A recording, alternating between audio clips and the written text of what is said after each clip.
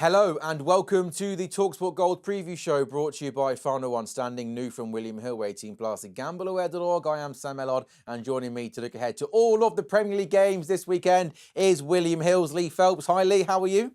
Yeah, really good. Thank you. Looking forward to a cracking weekend. It's gold weekend at William Hill, Sam. Can you believe it? That means from 8 a.m. Friday, we're recording this on Thursday, you've got epic boosts on every Premier League match. You've got offers on your ACCAs. You've got a new final one standing worth Wow. £50,000 at 3 o'clock on Saturday. There's racing, there's darts, there's loads of stuff going on all weekend at William Hill. Belter, what a weekend.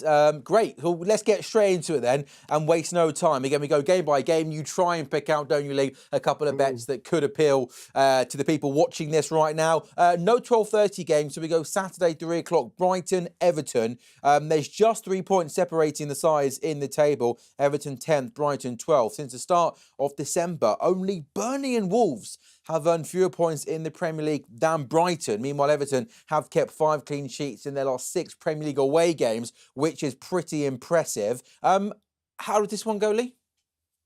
Yeah, given what you've just said, how are Brighton odds on? At Yeah. 17 to 20 at home, don't get it. 5 to 2 the draw. Everton 29 to 10. You know the 3 to 1 golden rule. Yeah. Not quite there. I mean, it's very close.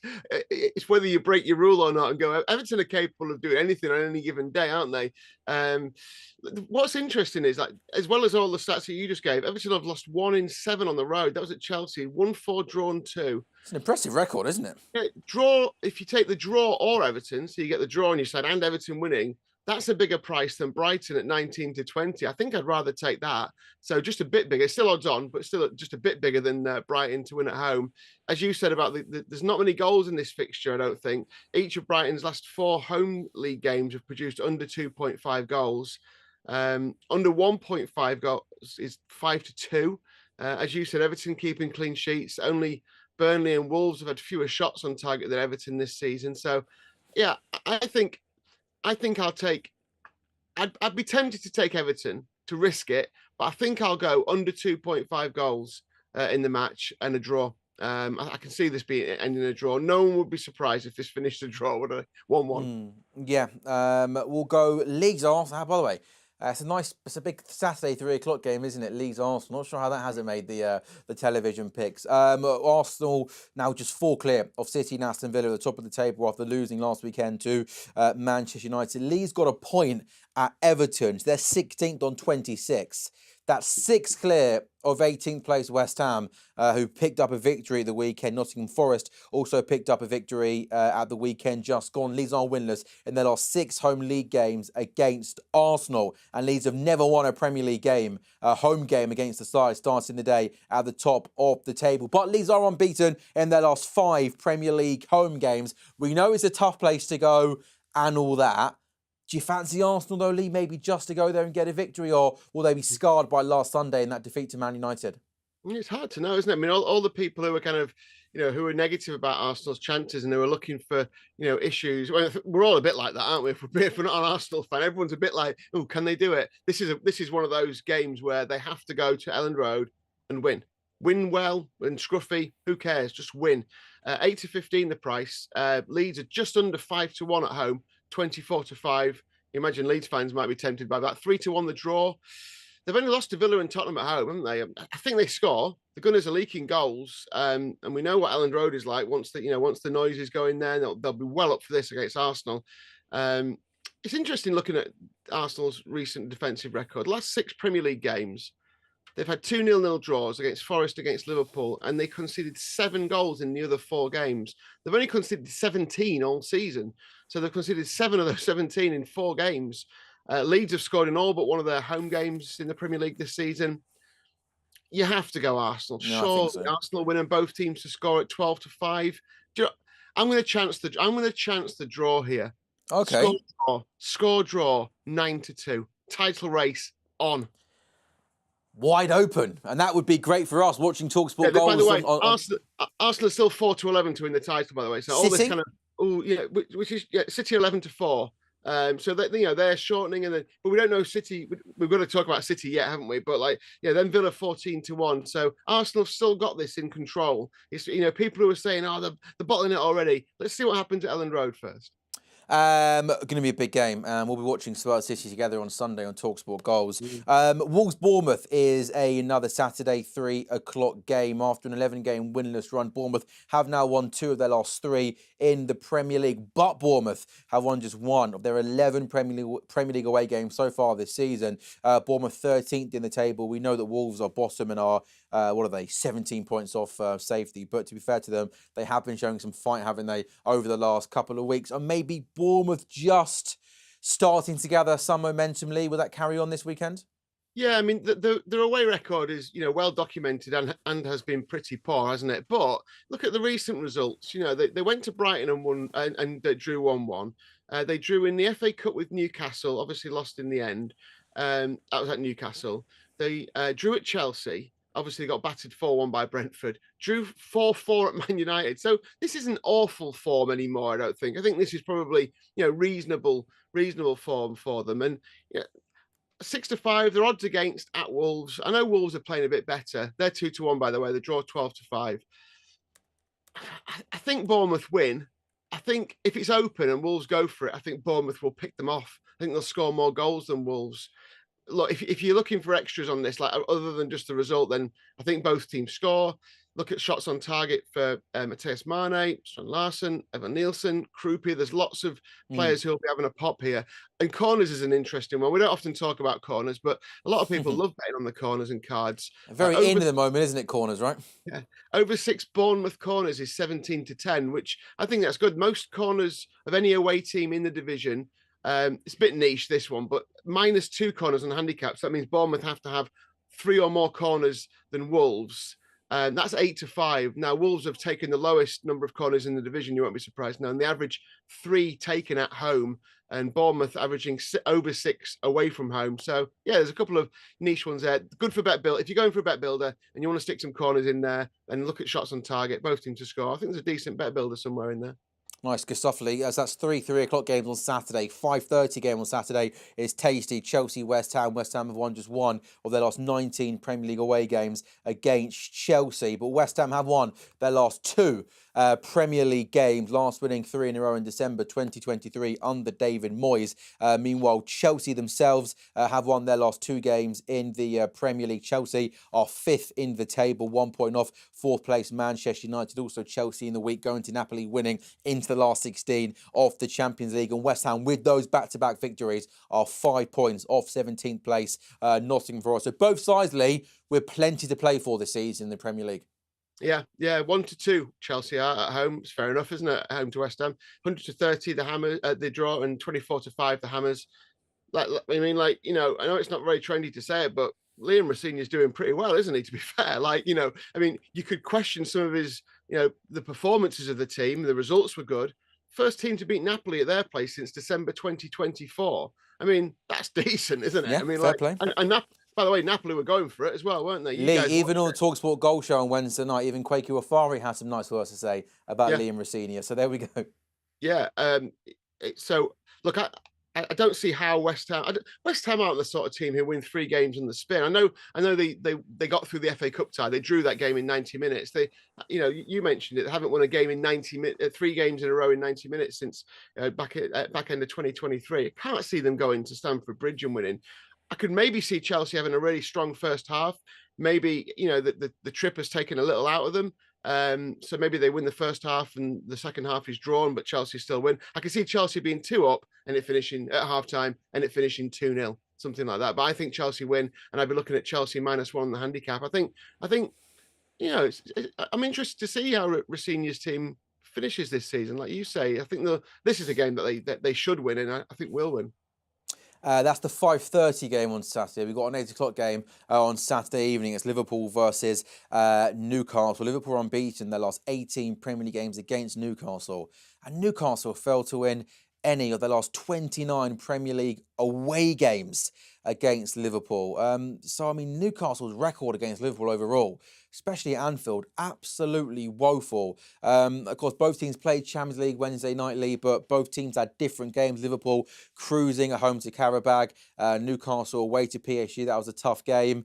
As a Liverpool fan, I'm reluctant to say we're going to win because at any moment where there feels like this season there's been a glimmer of hope and promise that we're maybe getting back to our best, we then end up getting beat. So I'll let you tell us what's going to happen in this game. I was going to ask you. No, Liverpool... I don't know. I don't want to say we're going to win because we probably won't do. So you say it. I'd love to. Well, I think there's probably one result that's staring at us, isn't there? And that's the draw, and that's 29-9. It's just under 3-1, same price as Newcastle. Don't fancy Newcastle away for the reasons that you just said. The record. I was at university last time Newcastle won at Anfield. That was a long time ago, wasn't it? That was a long time ago, mate. I wasn't born then. Oh God! Can we edit that out? No. Yeah. So I don't like Newcastle. Don't like their away form this season. Don't like the fact they've been away from home. Blah blah blah blah blah. I don't like Liverpool to win because I can't trust them. I mean, they're only 4-5. So the draw at 29-10 probably seems about right. I mean, like you said, Liverpool have had an easy midweek. I mean, Arne Slot was talking about his players running on empty after losing to Bournemouth. Seemed like he loves an excuse, by the way, Arne Slot. They obviously then played midweek. To be fair, like the Karabag players came for the shopping at Liverpool 1, I think, rather than a football match. Brought the Karabags with them. To be fair, Newcastle. Did you write that one down, Lee, on a piece of paper? You thought about that one in the Lake District, didn't you, earlier this week? You had that one lined up. It just came to me right now. No, I wrote it down. Draw. Let's go draw. You're going draw, are you? All right. Talking of excuses. Would you be surprised at a draw? Would you be surprised? I wouldn't be surprised. No, probably not. Talking of excuses, I mean, you're running out of excuses as to why you don't fancy getting involved in TalkSport Goals Champions League nights, right? I mean, where have you been the last? You missed an absolute belter Wednesday night, Lee. Mate, I can't improve on perfection, can I? Don't touch what's not broken. You can't improve on perfection. We'll move on from that. Nice words, though. We're doing a TalkSport Goal Show this Sunday at 2 o'clock. Aston Villa, Brentford. Aston Villa, mad to think they were winless, weren't they, in their first 5 Premier League games this season, scoring just 1 goal since the start of match day 6. Villa have won more points and more games than any other side. They're 4 points off top of the table Arsenal. Brentford lost their last 2 Premier League games, going down 2-0 against both Chelsea and Nottingham Forest. And in that Chelsea game in particular, they play well. Loving Aston Villa at the moment. They're going along really nicely. They're not the only team in the league to have injuries, but Kamara and McGinn and Tielemans all injured for the foreseeable future. OK, Douglas Luiz has come back. 3 midfield players all out injured is a big blow, Lee, and I'm just worried about how Villa are going to cope with that. Yeah, no, it's fair enough. The 19-20 to win this game, which is only a touch of odds on. I thought they'd be shorter than that. Maybe it is the injuries. Maybe it is the fact that they're playing in Europe in midweek. I mean, they're safely into the next phase. They play tonight as we record this, don't they? So we don't quite know what's happened there, but maybe rest a little there. 5-2 the draw. Brentford 13-5. I'm a big fan of both of these teams. I've backed Brentford quite a lot, haven't I? And they've kind of let me down a little bit on the last couple of weekends. Pretty wasteful in front of goal against Forest again. They were wasteful in front of goal against Chelsea, but they're still creating chances. So I'm not writing them off here. I just don't think 13-5 is quite big enough for me. Villa do occasionally have an off day. So, you never... Like their last home game against Everton. Yeah, you're never massively surprised, are you? If they lose, you don't go, what? But they seem to go on runs. He seems to be able to get them to bounce back really well from any bad result. Unai Emery. When you look back at their results, look at the losses and look what happens after that. He's a fantastic manager, as we all know, and it's another one of his massive positives that he seems to be able to get them going. I'm still going to go home win, Sam. Even with the issues, I think they're just too good. Unless if Brentford have one of those days and Igor Thiago, can't miss, then obviously Brentford are a danger to anyone in the division. They just seem to be seem to have gone off the boil a little bit. Close one, Villa win. Yeah, just Aston Villa to win. Normally I break after 4 or 5 games, don't I? But this is 6 games in. You distracted me with your carrier bag comments that I went straight into the next game. We are 6 games down. We'll look ahead to the other 4 games in a short while.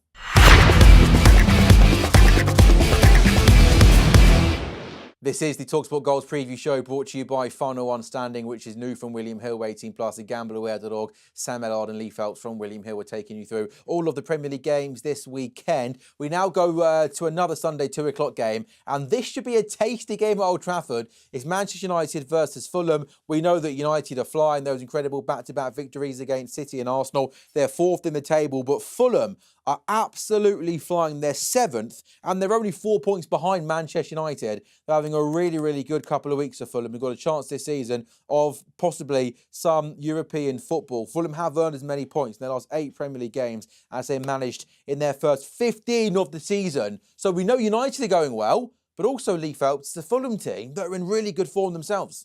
Yeah, I think this is a big test for Man United. It could be a big test as well, whatever that means. You can't call Michael Carrick a tit, can you? That's bang out of order. I think it was test. Oh, okay. You sure? I think they're dropping down a level here in intensity, Manchester United. I think obviously you've gone City straight off the bat, you've gone Arsenal, and then you go Fulham. And it's not the same. I know Fulham are in good form, but from a player's point of view, I think they might just drop off here. And that's a danger for United, I think. Fulham could well lull them into their own game and play them at that and sit in. Remember, Fulham have done that a lot this season, where they've almost kind of been boring to watch at times, and suddenly they strike. And I think that they are dangerous. There's 19-5 here. That's just under 4-1 to win at Old Trafford. Maybe not quite big enough. 16-5, over 3-1 the draw is big enough for me. And I can't, even though I've witnessed both of Manchester United's performances in all their glory, the last 2, I cannot back Manchester United at 4-7 yet. Not against Fulham, because Fulham won't come at them and give them that opportunity to break them down. I think that's way too short for Manchester United. If Villa are 19-20 to beat Brentford at home, how are Man United 4-7 to beat Fulham at home? Fulham or the draw, so you get 2 results on your side, is 13-10. I'd rather have that than Man United at 4-7. And again, goes back to your rule about a team playing anyone bar Liverpool, Man City, or Arsenal being over 3-1. Fulham are there. Fulham are in good form. Yeah. And I think you make a great point that United did it at home in that derby going to Arsenal. Can they then do it again against, not one of the top 6 teams? Fulham in good form. I like that Fulham price. Forest Palace is a massive game of football, isn't it? Forest 17th on 25. And goodness me, Palace are well and truly being dragged into, possibly a relegation battle. 15th on 28 points. They are 8 clear of West Ham, but they're in awful form since match day 16. Palace have won the fewest points 2, scored the fewest goals 4, lost the most games 6, and had the worst goal difference -12 in the Premier League. Nottingham Forest, meanwhile, have won 7 points in their last 3 Premier League matches, more than in their previous 8 combined. So with all that, bearing that in mind, Lee, Forest are home as well. Are you edging Forest here, maybe? It's a big game for both teams. Huge game. I mean, we had a really good debate about this on TalkSport Goals. I mean, Quaker was fully of the opinion, and by the way, he was proved right, last weekend, about that he thinks Palace were cooked, basically. He thinks that's done for the season.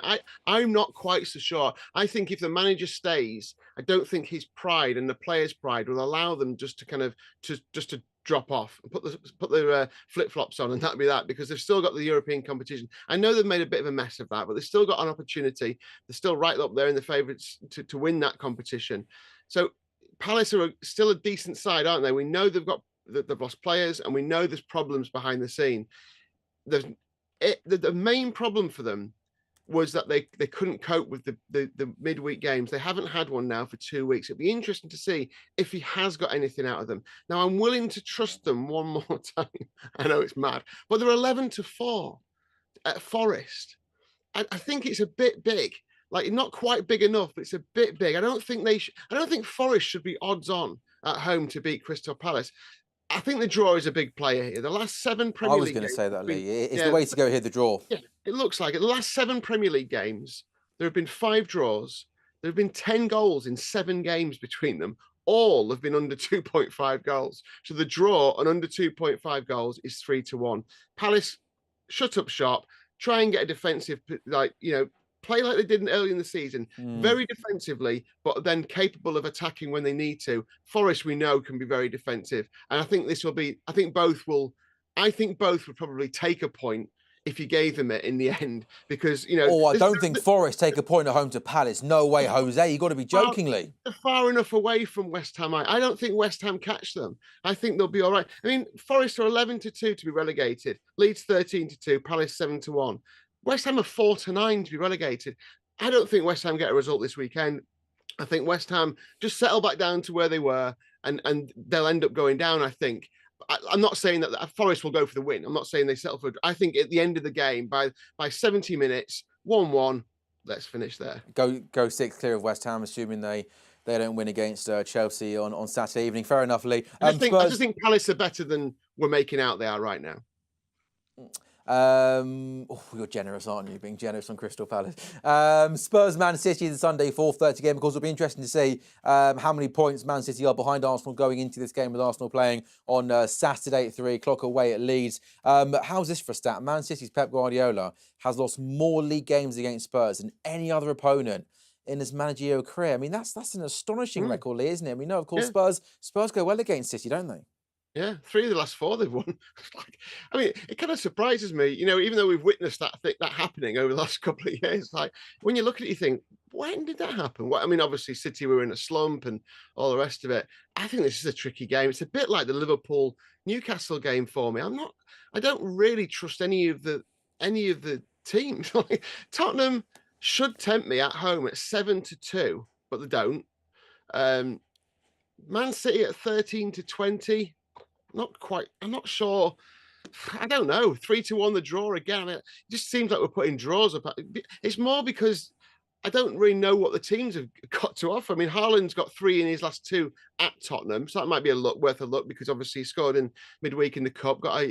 Ended his mini goal drought. I think we can expect goals here. I think it'll be a good game for a bet builder. I think we will see goals, and I think if we see goals, the logical thing to say is that Man City have got more goals in them than Tottenham have.